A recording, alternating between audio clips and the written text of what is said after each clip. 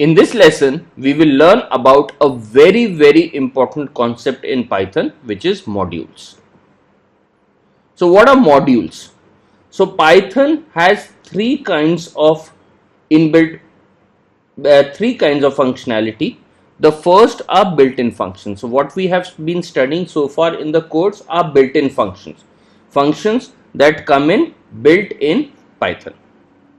The second is Python standard library. So Python, when we install on our computers, there is a standard library of functions and libraries that come with Python, which is referred to as Python standard library. And then there are third-party libraries which have been developed by independent developers and which we can use. So let us learn about the second and the third, Python standard library and third-party libraries, built-in functions we have been using so far. So Python standard library, it has a lot of libraries and they are organized into modules. So Python standard libraries are organized into modules and they have a lot of modules to provide a lot of functionalities. So we need to import a module to use it. To use any module, we have to import it, and there are a lot of libraries in the Python standard library which provide rich functionality. So one way to do it also is read the documents which have been shared with you, and you will get a sense of the standard libraries Python offers. Let's look at an example of how do we use it. So math is an important standard library which comes built in Python, and to use it, what do? We will first do import math. So we need to import it. So the first thing we will say is import math. Now once we have imported math has a lot of mathematical functions that it provides. So we are saying x1 is equal to math.factorial. So factorial is a function which is inbuilt in the library math, and how are we using it? We are using it as math.factorial 5, and when we say print x1, what will obviously get printed is the factorial of 5, which is 120.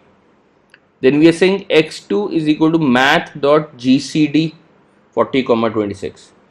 GCD stands for greatest common divisor. So that's again an inbuilt method in the library math which finds the greatest common divisor. So in this case, the greatest common divisor for both of them is 4, and hence 4 gets printed. Similarly, another method or function defined in the library math is power. So power of 2, 5 will be 2 to the power 5, which is 32. So we get 32 in this case.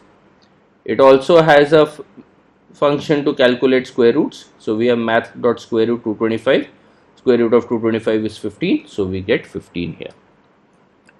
So this is an example of using the inbuilt Python standard library math and the functionality it offers.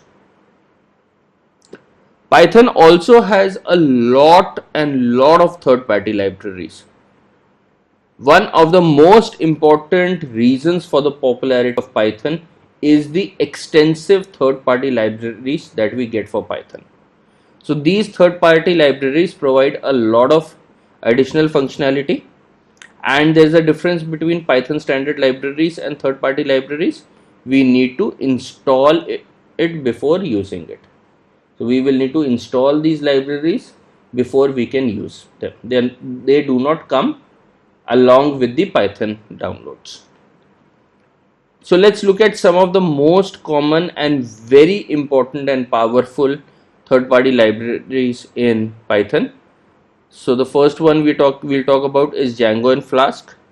So Django and Flask provide a very fast, rapid, intuitive web development framework, and Django and Flask are very popular Python web development framework. So a lot of leading organizations have built their websites using them. So for example, LinkedIn is one of them which is built using these libraries.